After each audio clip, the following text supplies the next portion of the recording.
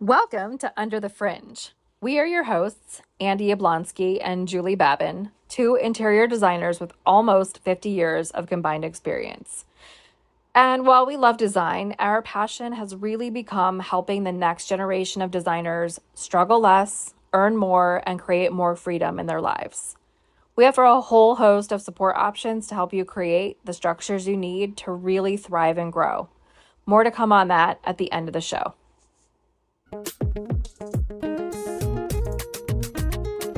Hello and welcome to Under the Fringe. It's season 2, our episode 2 of 2024, and we are hosting guests this season, and we've got some really fabulous people lined up. And today is our dear friend and fellow designer, Minta Hsu. And Minta is colleague that we met, gosh, I think we were talking about how long we'd been friends, and it's like 17 years or something crazy like that. Minta worked with us at Barbascavello Design back in the day. And then at some point, she too jumped that ship in pursuit of something more flexible and fluid. And maybe we were chatting a little earlier, something's more aligned with her own design philosophy, and has since gone into a little mini retirement and then emerged as an international designer. So, in the spirit of designing a life that you love, that seems to be a theme and a thread that we have been discussing for the last few months now, and certainly part of our ethos in creating Under the Fringe. We welcome Minta Hsu. Hello. Hello, thank you for having me. I'm delighted to be here. Oh my gosh, my pleasure. I would quite honestly say I'd rather be surfing with you right now, but this is maybe the next best thing. The many mornings we surf before going into the office, right? So many. So many. Yeah, 100%. I remember one morning going surfing and forgetting my hairbrush and having to go into a meeting going, yeah, it's just I'm just gonna rock this look. Like I meant to look. I just meant this to be like this. Yeah, Andy and I would squeeze in surf sessions all the time before the office. So you guys were designing a life that you loved this whole time. Mm-hmm. I mean, yes, I think it's true. I think we have been practicing this art for a while, and then at some point, we all took a detour and dove headlong into that. Because I think that the 9 to 5 is great for getting experience and certainly finding friends and colleagues and all kinds of other things. It's a wonderful community to land in, but it serves a purpose. And then I know that for myself, at some point you top out salary wise. Like there's just the amount of money that you can make and the freedom that you can gain by working for yourself is exponentially more than what you would make at a steady job. And of course, the trade-off is that there's a little bit of inherent risk in owning your own business. So it isn't for everyone. But I do think that for those of us who are willing to take the risk, the reward has been pretty exciting and just keeps getting better and better. And so Minta, you left Barbara Scavollo and started your own design practice down in the peninsula and I guess greater San Francisco Bay Area. Mm-hmm. Yeah, I did. And that was at the time, it happened, it seemed like it happened pretty quickly, and that all these variables came together, at that time, single mom with young kids, and the commute to the office and the pressures of the work and parenting, just all of that together. Something's got to give, because this is not a harmonious balance. And so I just took the plunge and jumped in and never looked back and hit the ground running. And it was I landed jobs very quickly, and it just was a continuous flow, of which I'm really grateful. But once I made that leap,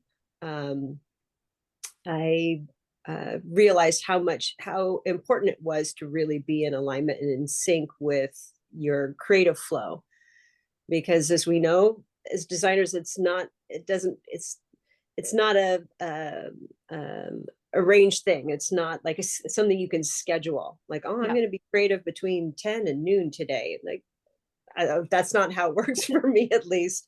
It's just, it just needs to have freedom to come out and flow forward. And while, as you said, working in a really organized, structured design firm, I think that was an ideal place for me to start to really get a sense of business practice and how to structure things, but then having space to kind of spread out and let my own creative flow have freedom to roam. That's when I really started to shine, I think, as a designer.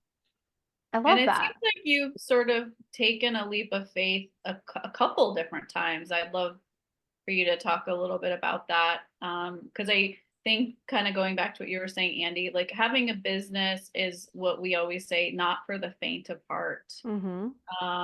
Which, we all have those like dark nights of the soul and like those type of things that happen as a business owner. And that's obviously one of the reasons why we need each other and why we have this community together. But it's I really admire that about you, Minta. I think you've continued to tune in to your intuitive self, and you've taken the leap a couple times and continued to reinvent yourself. And I just find that so wonderful and amazing.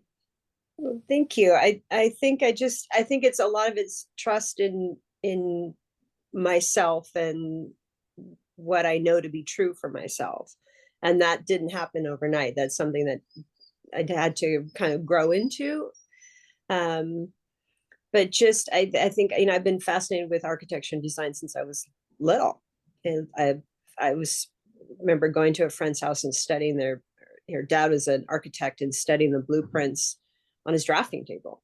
And then riding my bike around the neighborhood, studying architecture and making floor plans in the garden, in the dirt, like, sticks and leaves, literally, like just always drawing and sketching and thinking about space. And so it's just part of it's just part of who I am. And that's, I think, I don't know. So I think as far as like reinventing myself, I think being fluid to like design. I don't think design is ever like a static thing. Like the way we approach design and the needs of clients, there's some things that are pretty kind of straightforward. But I think the approach, I think there's always room to see things in a different way, if that makes sense. Like I've always appreciated kind of being an out of the box thinker and to see things, try to see things from a different perspective and stay open. Well, and another one of the things about your gifts as a designer, and I feel this way too, which is why I want to talk about this, but is that for me, and I think for you too, is like travel is such a big part of where we gather and collect inspiration that we can use on our projects. Do you feel that way? 100%. And I've always been considered myself a global citizen and enjoyed traveling and seeing new places and being in the world and meeting people and always endlessly inspired by my travels. And so to parlay that into international design projects, it just happened. And I think it was a very natural kind of flow. And at first, when I was first approached to do a project in Paris, of course I was like, it was the initial reaction, to be honest, was like, can I really do that? And then my second was, of course, like why not? Why not? The elements and the structure of a design project doesn't change just because the time zone changes. I love that. Right? We can, like, the design creativity that you have inside you it goes with you. It travels with you in your body. So why not? So taking those same structures and my process approach, I honestly translated fairly easily, and I enjoyed the challenge of being somewhere different and how to source things, or learning about differences of design in different parts of the world. For example, like in France, kitchens tend to be very different than they are in the US, like how, a layout and the scale and oftentimes your laundry room is incorporated into the kitchen. It's much different than our kitchens tend to be in the US, or big and sprawling with a big kitchen island in the middle. It's so popular. So I think it's learning about those things and embracing that challenge. And I find that really invigorating. I like being challenged as a designer, keeping myself fresh. Are kitchens in France also very like, for some reason I feel like I remember someone saying, oh, and they took the kitchen with them. Like the whole entire thing, is mobile, and it just like moves with you from space to space instead of staying with the structure. It's not always part of a rental, or if you're purchasing a flat or a home, it's not necessarily part of it, and they tend to look really different. Also, like in the UK, kitchen space is a lot more compact and minimal. They're much more utilitarian. And then things like the refrigerators would tend to be a much more small scale, because the shopping style is different than we tend to, here we're about going like to Costco or big grocery store where there's tons of things in there. That's more the practice more to shop daily and to go to a farmer's market, and the grocery stores tend to be a lot smaller. I remember being in Italy, and everything was such smaller scale, like even a shopping cart. Like the intention is like, you will be here tomorrow or the next day to get the next set of fresh ingredients you need for that meal. So just the mindset was different, and I think being open to that, and not being too locked into, well, it has to look a certain way. But just, I enjoy the process of really taking in my surrounding and seeing what is there, and working. I like working with what is in the space already, really being tuned into the elements there, and really listening to the client of what they are wanting the space to be. And if they're not clear on it, sometimes clients are like, they kind of have some ideas, but I enjoy the process of like watching them, asking potent questions, noting their body language and where they kind of light up or get excited, or what seems to resonate with them, and getting a really clear idea of how this space, not only I would want it to look, but how I want it to feel, the emotion I want it to evoke. And then coming up with, I love project words or vision, and that helps stay focused. Like the project I did in Paris was some of the words on Steve McQueen, 70s, the leather Chesterfield sofa. Those were literally some of the project words for that. That's so fun. And it helped me stay really finely focused in kind of like the what I wanted to create for that client, kind of the mood, the feeling. I love using words, and I don't love the term design narrative, but that's kind of like what it ends up being called in more formal settings. But I do the same thing. I love creating the words, and it's almost like I start just looking at a bunch of pictures and seeing which ones are popping out and putting a word to it. And the other thing that I was thinking about when you were talking is I'll never forget one of the first days I was in interior design school. One of the instructors was like, as designers, we need to know about like the best of everything in life.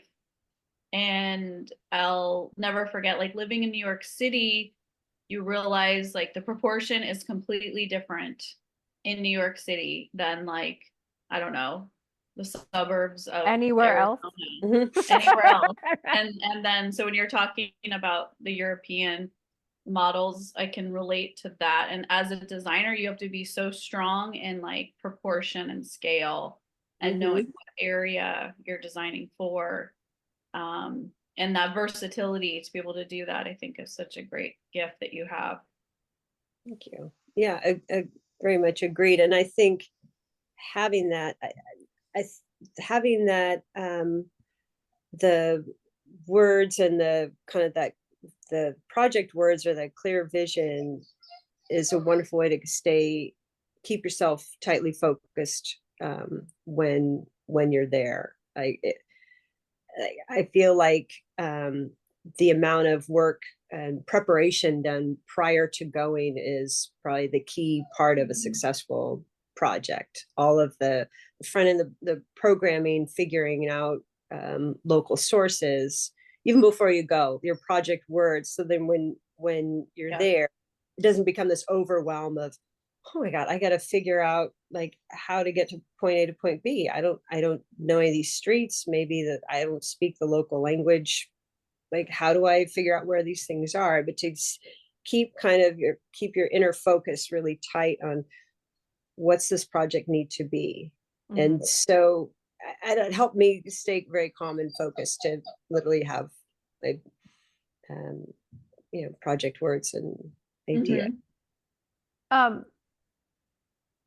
As far as your international clients go, are they expats living in other places, or are they nationals that you've met and have decided that they want an American perspective? Like how have you how has the clientele been brought to your design door?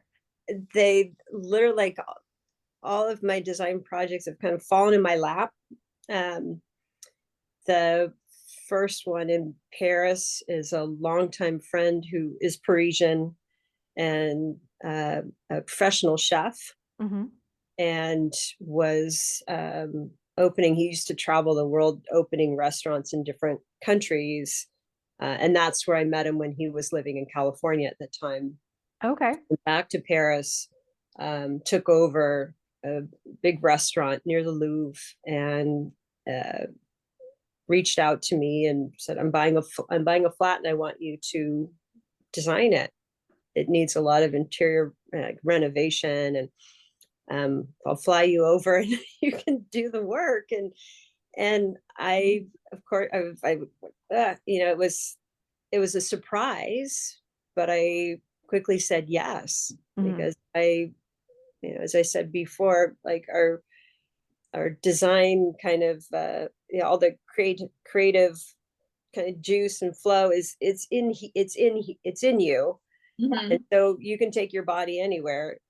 So it's just like you have all your goods with you. You can just take it to the source.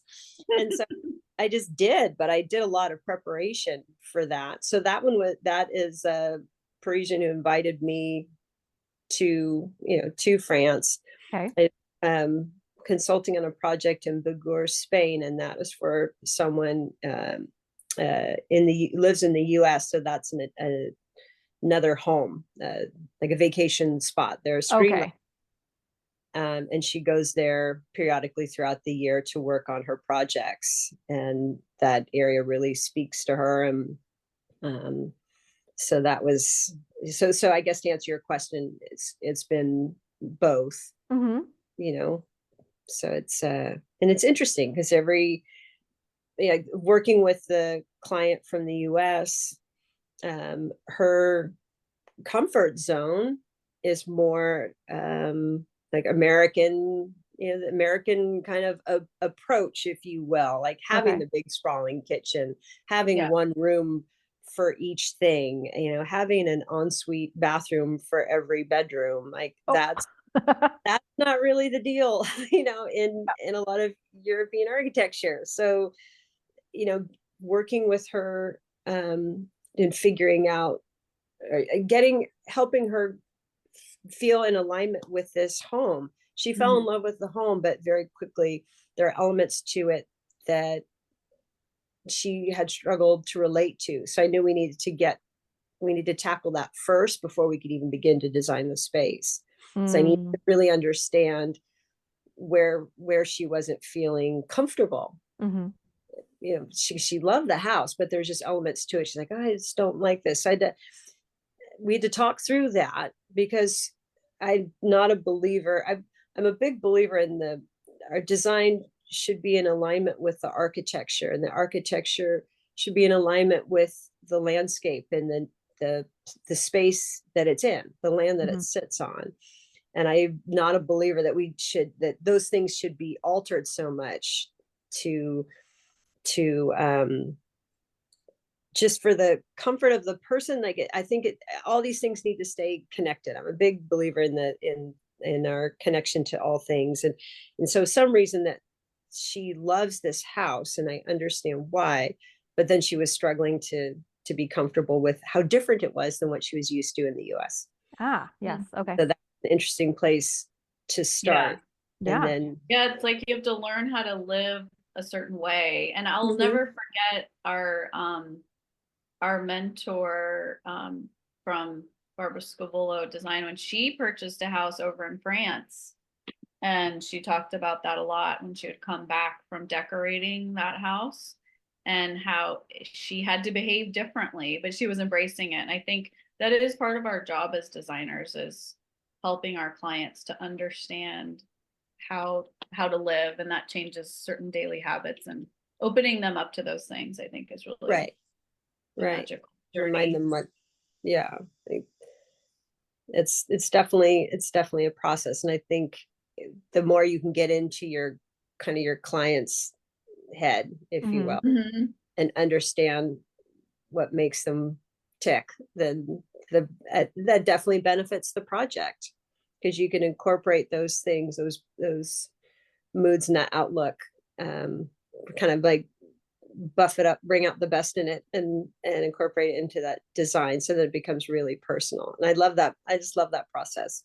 It's such a great combination of personality. As designers, we have to sort of be one part almost like a therapist, or maybe a coach, and like in enlightening our clients to all these different ways of living, which can create different types of joy for them. And helping see, and what you said about when you see them light up, I know what you mean. Like I think intuitively pick up on something that just for whatever reason it's something they love, and like a factor that we want to incorporate into the design, but just because you saw that sparkle in their eye. And there's so much like intuitiveness our skills as intuitive people, I think, is such a key part of being a designer. It's such a multifaceted workplace, that's for sure. It is. I want to shift a little bit, because I've been observing this conversation as well as participating, obviously. But, you said something that I think a lot of people may or may not relate to, which is these projects just fell into my lap.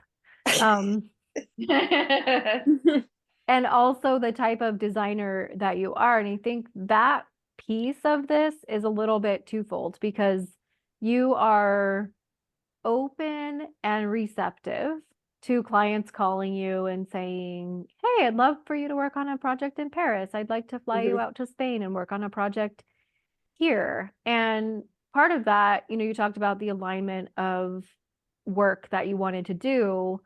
Like, at what point did you align with being an international designer? Was that something that you actually had a desire and noted, or was it something that was like, oh, this came to me? Because what you're talking about, in my opinion, is really manifestation.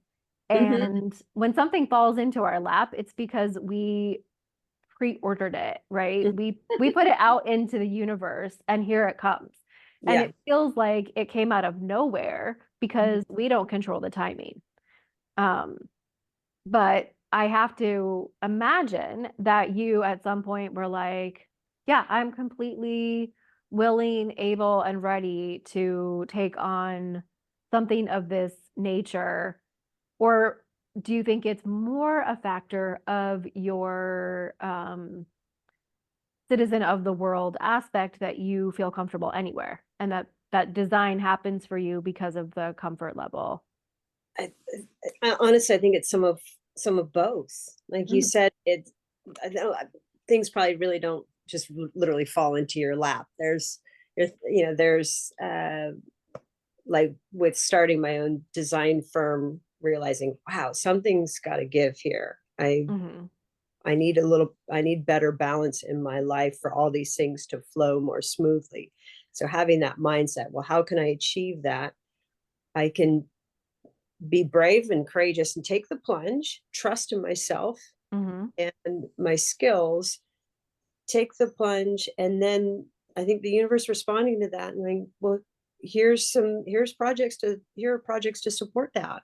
yep, Um, so for working internationally, always love traveling and observing and being inspired by uh, design in different parts of the world. I remember being on a surf trip in Guatemala and going on this hike and going into this person's home. There's like a dirt floor and very different kind of interior style and being inspired by that. So I think there's inspiration to be had in every corner of the globe. There's always spaces that you can, you can bring those elements into your design. I'm not saying mhm, like we're gonna have dirt floors in the kitchen, but there's something about those, thinking about the elements in the space or the materials, and so that can serve as a springboard of inspiration. So I've always been interested in that, even before doing projects overseas, is thinking about just observing those things, like what's a kitchen look like here versus there, mhm,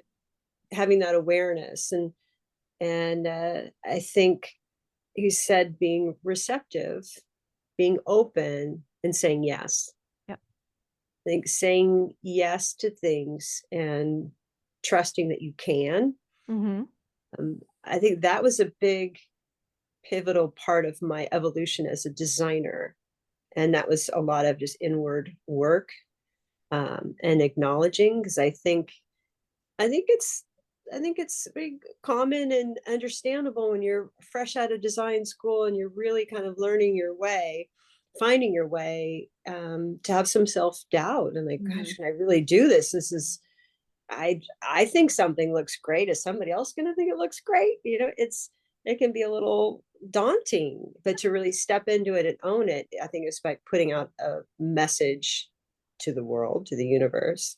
Yes. Yeah, I I am a designer. I am owning this, and I will say yes to opportunity, um, with confidence and not panic, but figure it out. I think Yeah. there, I that's a my go-to, and there's that feeling of, oh geez, what's the solution here? How do I figure this out? Like, well, let's get quiet, and there is a way. There's always Mhm. a solution. Things always, sort out and work out.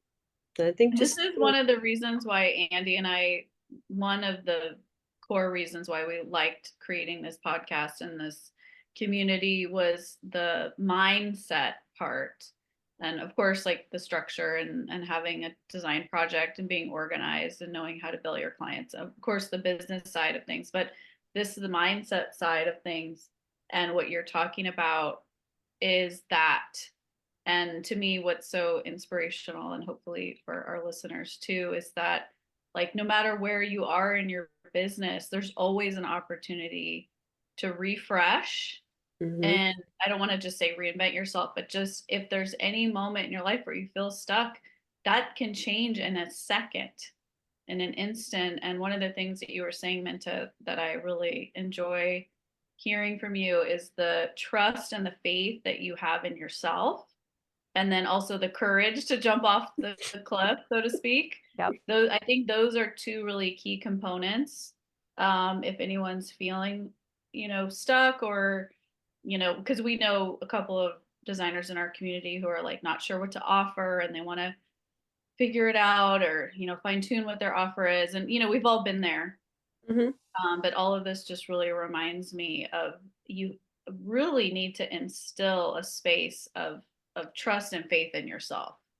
Like Yes, that to me is one of the key ingredients. And then like you were saying, being open. But like if you kind of like if it was a formula, maybe there's like three things and then the door opens. So I just want to remind everyone that the change you desire is perhaps not that far away.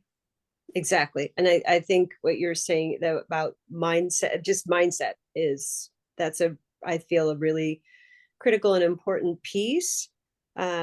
Another kind of personal practice that I do after every project is I make time to sit down with myself and review it and review my participation, review the the outcome of the project, and really in a genuine way sit with it and look through everything and really think about it and reflect on it and kind of and critique myself, and not in it to be negative or harsh, but to learn and grow Mhm. and go, oh well, okay, there was that part of the execution of this project. What could I how could that be tightened up, or how, hindsight being 2020, would I have approached that a little differently, or if there was a any sort of complication or communication, say struggle with a client or vendor, anything, I literally go through and go, what can be gained from here. So I like to continue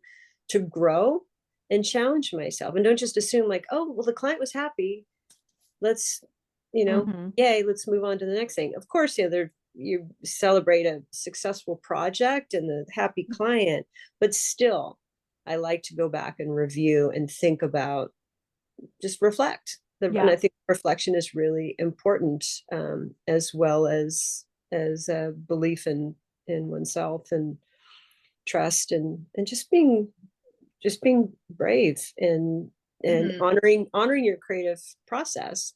And I think for me, knowing like freedom of time, and creative flow, space for creative flow, time with my family, traveling, uh, Mm-hmm.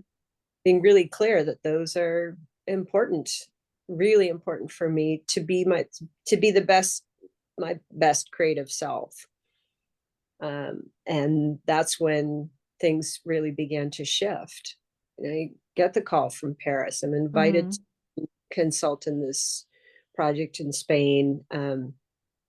It happens. It happens. You And then, definitely saw the correlation of when I did this work internally on myself. Then I saw this real world, real life reality coming together. And you knew in that moment, oh, these two things are connected. yes, yes, very much, which is exciting, because I think, yeah, it's a big step. I mean, I think we could all agree that becoming a designer is a lot more than just going to design school. It's actually being in the field, and the working with your vendors and other designers, and collaborating, and your clients, and dealing with issues. And um, you know it's it's it requires staying really nimble, I feel. Mhm. And I appreciate, appreciate the challenges. I think it's just a way for me to improve what I do, and take this kind of this what feels to be a very natural state, and but to continue to evolve, because I think our design industry has definitely changed a lot over the last Mm-hmm. 15, 20 years, and it's a very Yeah. different landscape. So instead of, I think, trying to you know move in the same direction in the same way, um like, well, what can I do differently, Mhm. what can I do, how can I approach this differently, Would you It's also so true. would you also say, because I'm thinking about, we talk a lot about picking the right clients, right? So these Mhm. two different, very different people reached out to you and offered you an opportunity that you felt in alignment with. Um, and how were you also like, oh, I would 100% feel very comfortable working with a friend because sometimes that gets a little tricky, right? Yep. Or this other client who comes to you and maybe you don't know them at all, right? I don't know what your relationship is, but like in those moments, are you still sticking to your however you choose to select clients? Like it's not just them selecting you, but it's the second path of that relationship. You say yes, because not only is it a great project opportunity, but they're the right client for that. Like, could you imagine having done this with someone else and a different outcome, right? Yeah, I mean, I feel like, especially now at this point in my career, it's as the relationship with the client is paramount. Mm-hmm. I think it's a exercise well worth uh, doing and important to growth as a designer when you're first starting out. To if you're working independently, to take on projects that you can get Mm-hmm. yourself established and to really learn and grow and kind of cut your teeth, if you will. Mhm. But then you get to a certain point where you learn enough about yourself as a designer and what you're in alignment with. And I definitely reached a point where I did not want to take on projects that did not that weren't in sync. And I think you have enough awareness at a certain point. It didn't happen right away. Yeah. Maybe like 10 years in, you've learned like what really works and grooves with you, and the client relationship is totally paramount. I remember I had a project, it was a local one, um that I loved. It was a long time in coming. The couple, the one half of the couple, I was someone really creative. I really connected beautifully with. The space was phenomenal. I walked through, I'm like, oh my gosh, what a felt like a dream project. Yeah. Well, the other part of the other person, the other half of that couple, was not uh, in alignment with the project at all.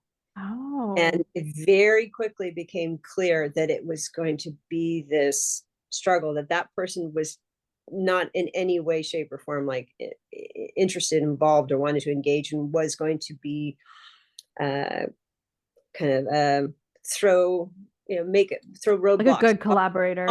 obstacles in the Yeah. way. And I thought long and hard about it, because it was really a kind of a year in coming to get this project kind of up and started. And I realized, like, this is not where my creativity is going to flow. It's going to be constantly, and I know that that's not going to be a successful project. And so So you walked away or I declined And that then the project. courage to walk away. I walked away from it because I just knew internally, this was not going to. I would certainly be able to execute it, and I could do it, but Mhm. no, it's not in You my knew best you weren't going to flow. thrive. Exactly. So I walked away Mhm. from it, and That's very it's courageous. not the first time I've done that. I've done that a few times. It's just to be honest, be very gracious but honest. Like, this is not, there's a better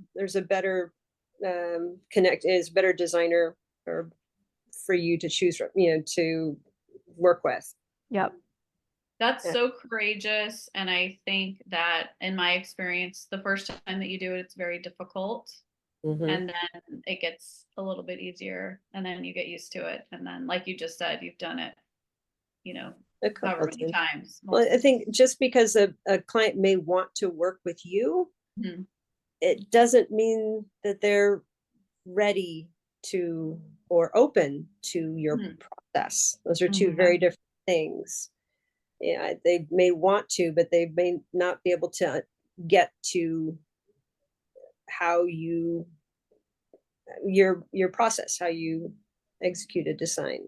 And I think that's really important, because if your client's in alignment with how your process, then your project can really flourish and just expand and Yep. just know no limit. And that's a really incredible experience. But if if you're designing with your hands tied because they're uncomfortable for whatever reason, it has nothing to do with your skill or ability, then it just feels like a waste of everyone's time. I don't know. I'm not interested in fighting that battle, you know? Yeah, that's such a beautiful thing. Also, not only is it like when we're in flow, it's like, you know, when you're enjoying yourself, you're enjoying the people that you're with, um, things are fun, you're in your flow. That's the best feeling ever. Yeah. But also, I don't want to say that things go fast or quickly, but I think when you are in your flow, not only does it flourish, but you can also probably accomplish things in a good amount of time, and you know, keeping things moving, Yeah. not getting stuck and hold up and delays and stuff. That's such a important point. It's almost just like knowing what your flow is going to be like and does it match with this project. And if we're really honest, we know that in the beginning. Mm-hmm. And so it's Yeah. more about having the courage to dig deep and then communicate about it. But that's actually such a beautiful thing. I had a project Pat, I keep forgetting it's a new year, last year, Mm-hmm. and Andy knows about it, but I knew right away it wasn't a great match. But I didn't, it's always the projects where you don't stick to your process that kind of goes off track. And that's actually exactly what happened. And so I learned my lesson. It just wasn't the right match. But Yep. even though it came through one of my favorite clients and it's their relative, you know, but that doesn't mean anything. Exactly.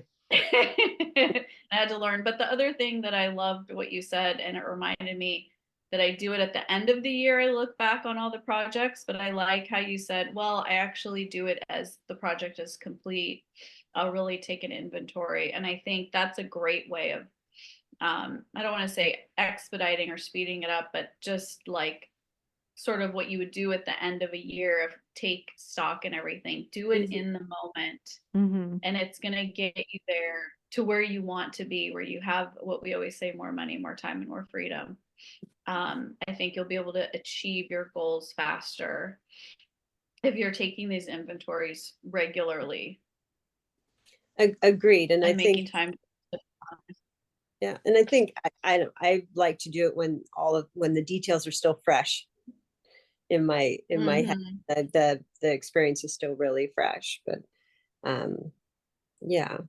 And I just think as much as we can to tap into the fearlessness and be bold and courageous and be true, being true to yourself, being aware of where that flow kind of doesn't feel like it's flowing, and I noticed that in myself, going from the types of projects I was working on, feeling that kind of the kind of glitch, if you will, and I need to take a step back and check in with myself, like what's not working here, why isn't this flowing, what do I need to shift. And as I was saying before, that our industry and our field is changing so much with these design shows and the internet, and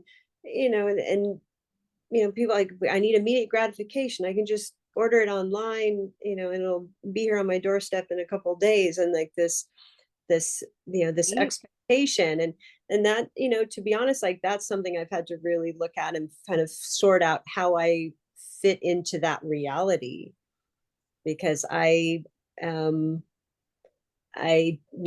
don't prefer slow, like projects to move slowly, but I love the process of evolution. I like to just like let it be what it needs to be. Some projects are rapid fire, others really need space to kind of breathe and expand for you. Yeah. The project, the client, all the elements, they kind of, for me, they go at much different, they go at different pace, different speeds.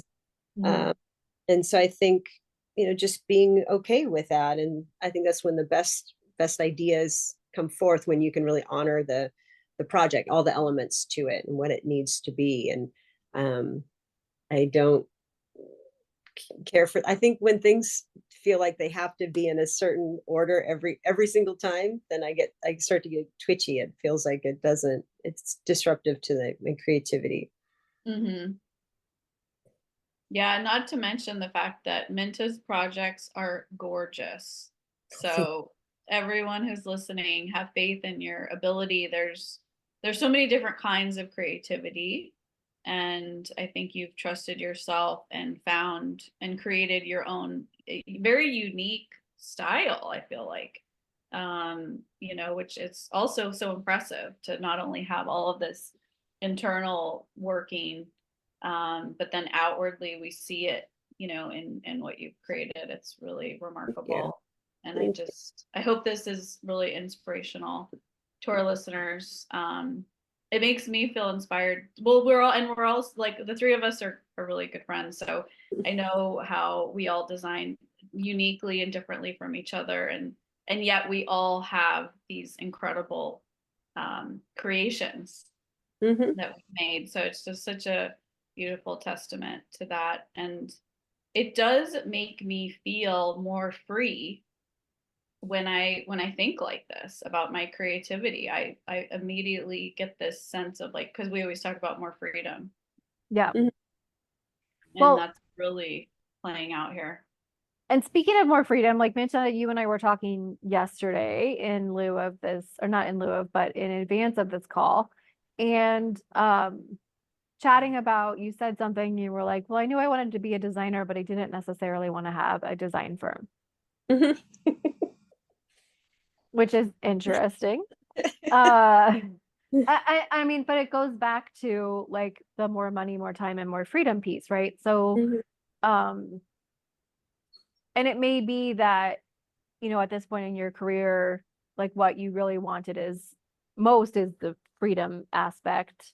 Yeah, Um, and 100%. so not having like a shingle hanging somewhere certainly gives you the opportunity to say which projects. I mean, I think you could do this regardless, right? Which projects come into your studio or don't come into your studio. Mm-hmm. But that you're not freely advertising yourself as a designer, and yet you're still working as a designer, and doing projects as a designer. So you have some kind of formal something going on, but it's like a secret.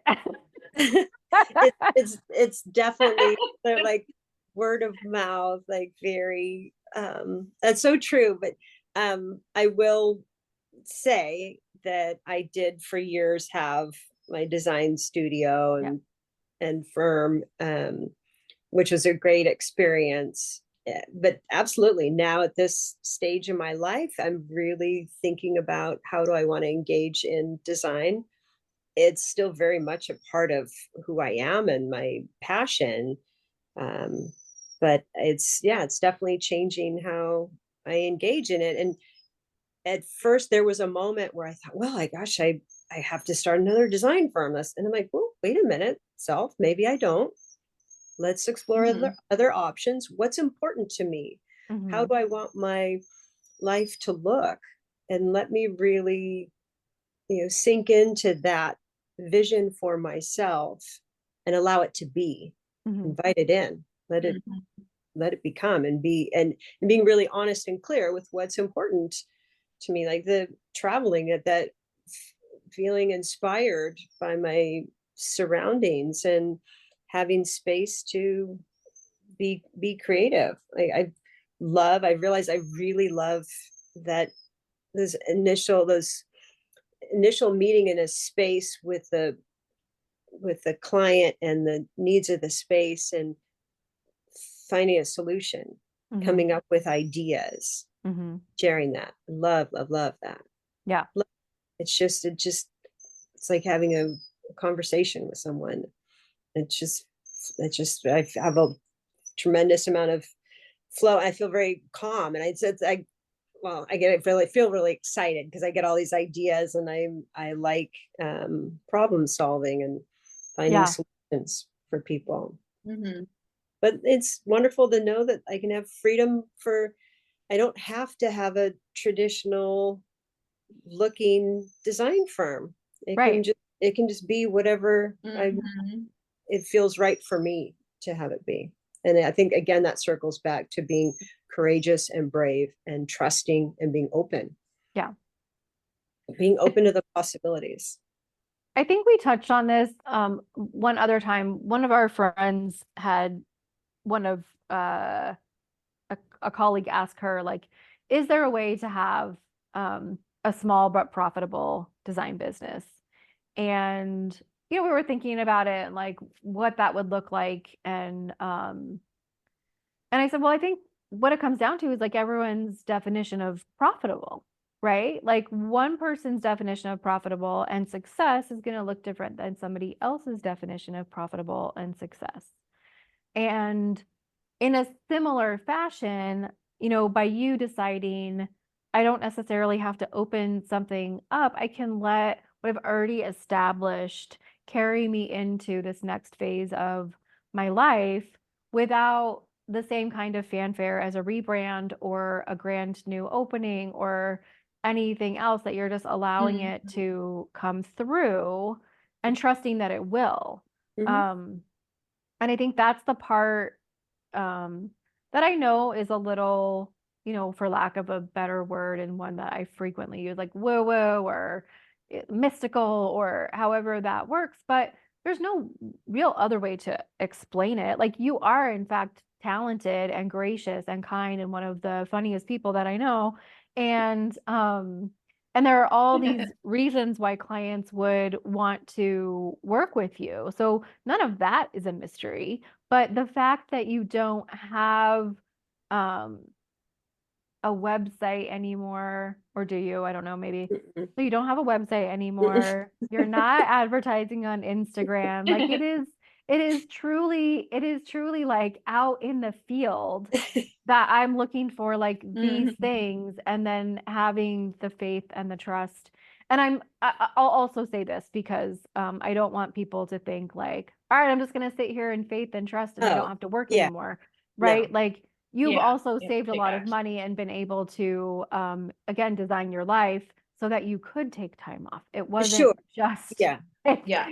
Thank you. like yeah. That's important to clarify. Uh-huh. It did not happen Yeah. overnight. Yep. This was 20 years in the making Yes.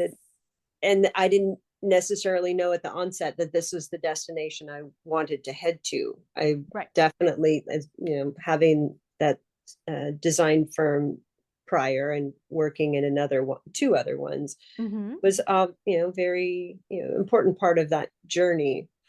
So yeah, so getting to where I am now was, I don't, I don't know if you could start there, It would but be I did. tough. It would be Yeah, tough to start there. I'm not saying nothing's impossible, Nope. but I had this, it made me smile the other day. One of my very first clients, pre-Scavolo, um, Mhm. reached out to me. Someone I've, worked with on and off with this whole odyssey, this whole time. It made me smile. It was a very like simple design question, but it I was happy to see that this relationship, like that's a big part of doing the design work, is I think you establish like this community of clients. I'm still in Yeah. touch with a Mhm. lot of my clients. And they just I think you just I don't know. I don't know where I'm going with this. I think it's just a wonderful kind of part of that process. It's a wonderful kind of gift that you get from that, is having that connection. And I think that's part of the, like, not advertising or not having a website or anymore. I mean, Yep. I have a portfolio of work that I can share, but um, I don't know, it's not necessary. I have my community of people, and then I don't know, it just feels like I've reached this point of being feeling very established and grounded in that. Yeah. If Well, that I think makes the established part is certainly, like that body of experience, body of work. But we've said this before too, and it's certainly not my quote. I think I've heard Marie Forleo say it, and I'm sure she didn't come up with it. But that 80% of your work comes from 20% of your clients. Mhm. Because you have repeat business, you have relationships. And so when we understand that, what generates our work is actually the people that we've already connected to and with, it is easier to think like, oh, it just fell into my lap. But Mhm. it happened because of a connection of 20 years ago. It happened because you met someone and they moved back to their home country. It happened because so and so and so and so, and suddenly like, oh, I know the perfect person that you should talk to about this place Mhm. in Spain, right? And then the next place that you end up going, wherever that may be, will happen again because of some connection, whether it's recent or past. But I love acknowledging that really what this business is relationships.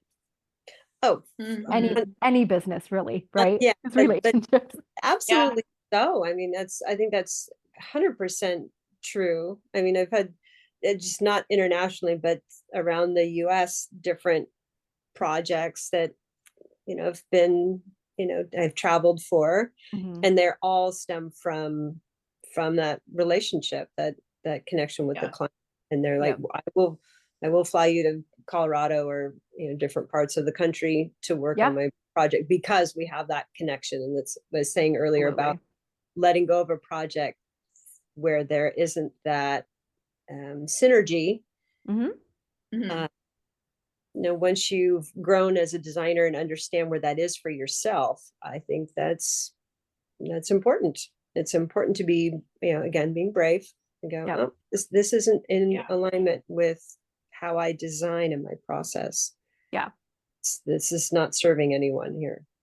It's not bringing out my best work. And it's, the client may be willing to, they think they want to work with you, but you really know that they're not going to be in alignment. So you're like, yeah, I can tell that this is not in anybody's best interest. So I'm gonna call it. But unfortunately, I mean, that's been really rare. That Yeah. But I think the Well, I only way think that you would, any business is, if you had to have one, well, I don't want to say one word only because your team is super important too, just as important. But relationships is almost like the one word that describes all businesses or yeah, the core factor, because if you don't have a good relationship with someone, it's going to be a difficult process. Sure. And when for you sure. keep that front and center, it's a lot easier to be brave and courageous and say, no, this isn't a good fit for me, because I understand that and because you could use that across your employees and your team as well. The same thing. It makes it a lot clearer when you look at it from that perspective. 100%. And I think that would be advice I would give to a new designer, is to honor and value those relationships and really put true intention and energy into those. And no matter how small or seemingly like, maybe I'm going to say like maybe not important. I mean, and I mean everyone, like the painter that you hire for a project, or the delivery guy, or the installer, the movers, anybody who touches your project and is involved in any way, in my opinion, has an important part of your team. Yeah. And to Exactly. honor that person's contribution, to recognize them and really see them, I think is important. And I think a big part of being where I am today and how I've evolved as a designer is definitely been in large part of this huge community and the wonderful relationships over the years. And some just that person in the design center, that showroom, who you've taken the time to really connect with, they Yep. because of that, really taking the time to get to know them, will help you out if you find yourself in a jam, or something goes awry. They will, for sure. They will. They'll be there for So you. true. So true. So I'm a big believer. It's definitely a team. No matter if you're a solo designer, you're never really working by yourself. No, Never. yeah. The amount of I reliance know that we have. I didn't install that tile. I know I didn't do it. Yeah. I like to say A team only, which I don't know, maybe doesn't sound quite the way I want it to sound, but yeah, it's interesting. Like our vendor, I mean, you know these vendors for years, Mhm. Yeah. and we just had something happen where one of my colleagues unfortunately got injured when she went to New York City, but was there for a work of a design, you know, what's that thing called BDNY in New York, Mhm. design conference.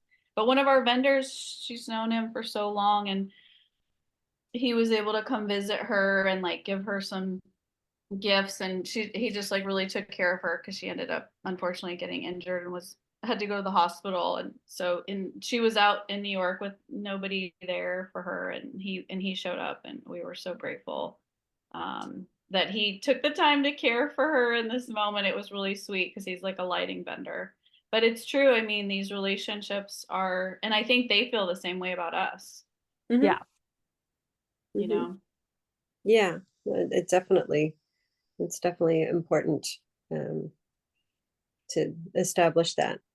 You know, I'm now working on this project in Spain. There's this really tight timeline to get this first wave of furniture in the space. The things just to make it livable for the client to get there to really see how she wanted it to function for her. And I remember working with a vendor in Girona, and you know, taking as much time as we could eke out to get to know each other and to find our common language, not in that they're speaking different languages, but as designers, I think it's key, like with your clients and other designers and vendors, to make sure you're on the same page with your designs, Yes.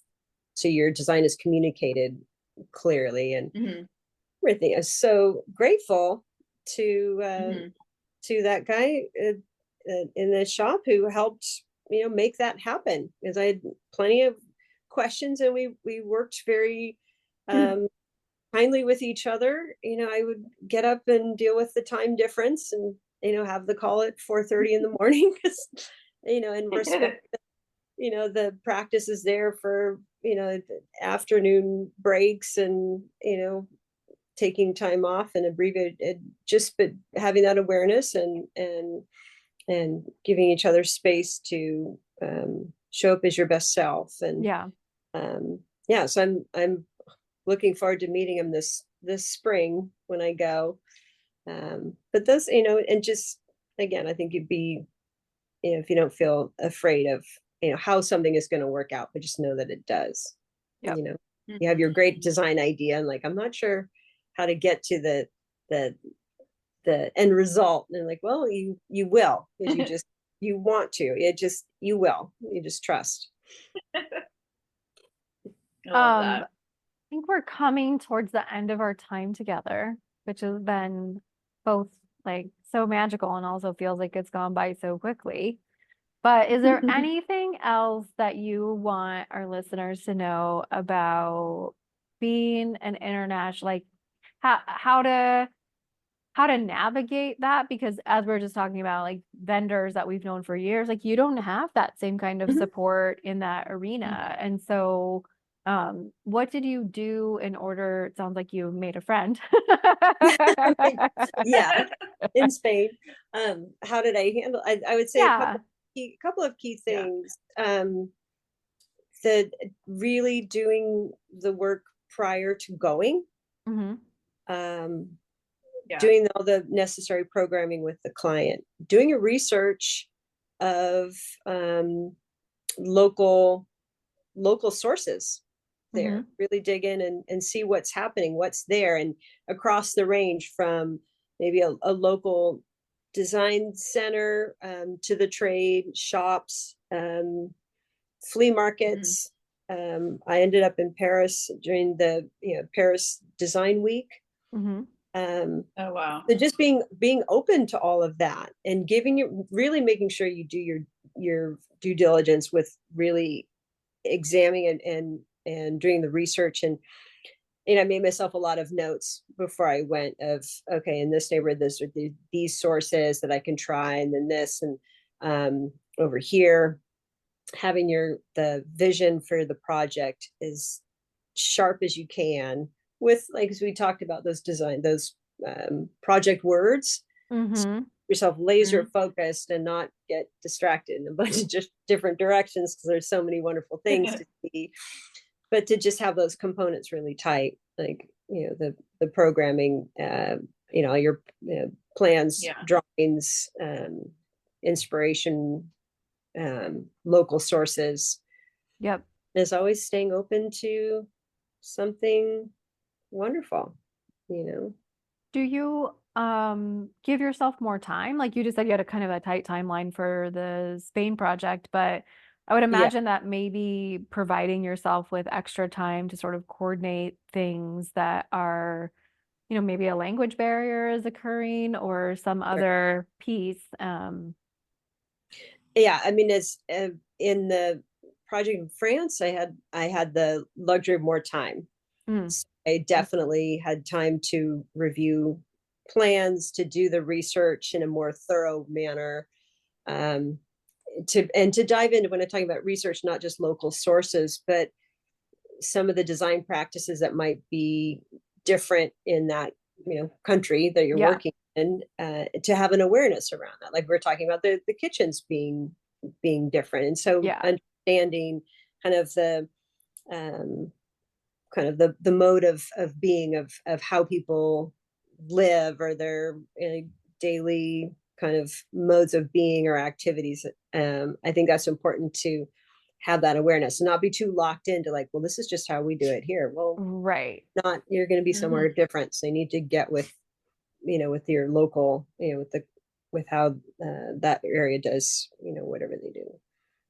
So I think, with that, having time is obviously ideal. Like with the Spain project, I did not. And it actually came at a time that I was myself moving, preparing for a big trip. And then there was the time factor of this client saying, we need to get this sorted out and figured out. Oh, and I'm having as I said, she's a screenwriter, having this, the screenwriting kind of uh, Workshop.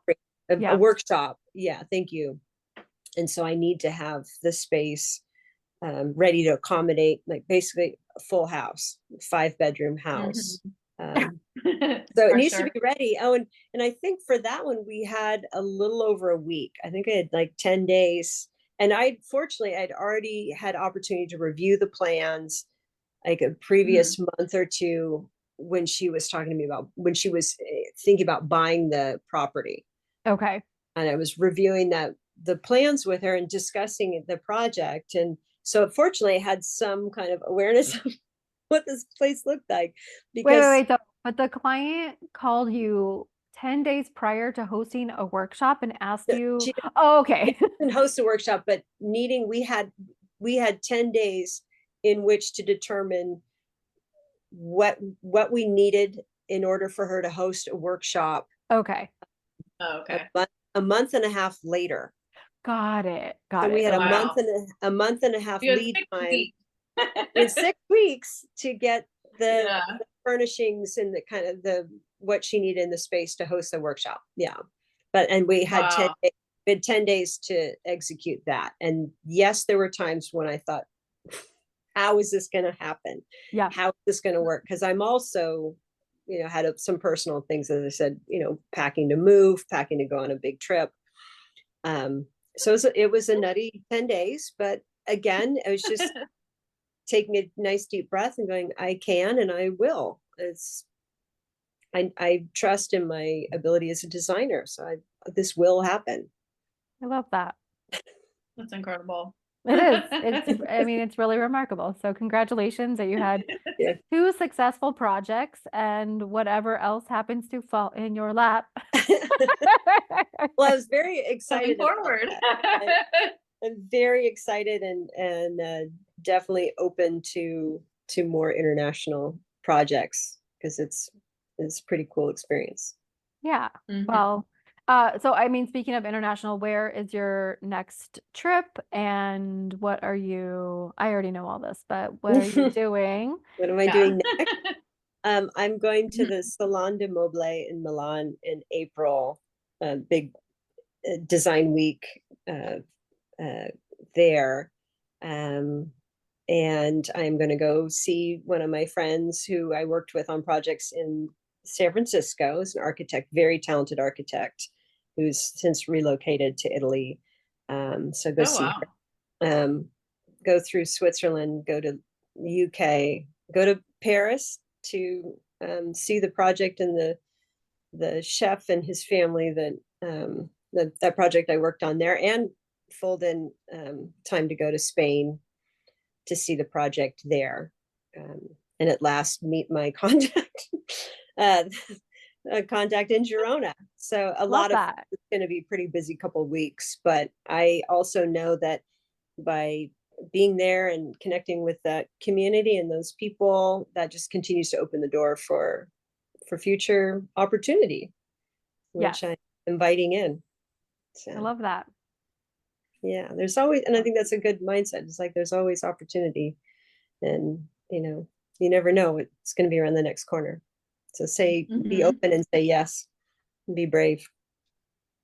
And to that I say bon voyage. Thank you. Thank you for having me on. This has been really been great to be here. Thank you so much for sharing all Yeah, it was your, wonderful to hear your ability and your approach, and it just really made me feel like there's something about the way that you do it that's just so delightful. So such a treat to have you on, Minta. Thank you. Thank you. all right, friends, until next time, we will be back next week with a new episode and a new guest. So Minta Hsu, thank you so much for your time today. If you want to find Minta Hsu, I suspect you're going to have to go through us.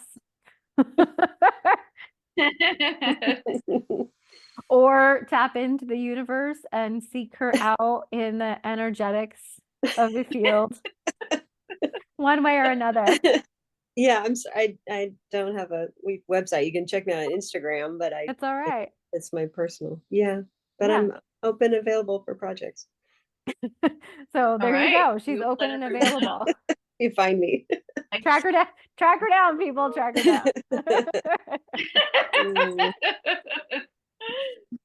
All right.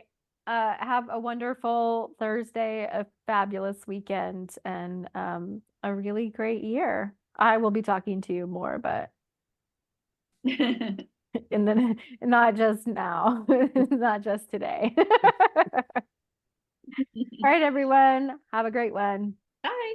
Bye. Thanks for listening and being part of our community. Speaking of community, please head over to our website and sign up for podcast alerts and blog posts. And if you're looking for more resources to uplevel your business, create more time in your schedule, and improve your profits, we have a blueprint for your success that covers mindset, systems, business, teams, and tools. Think of us as your unaccredited university. Visit us at under-the-fringe.com and tune in next week for our next deep dive on creating more freedom and less struggle.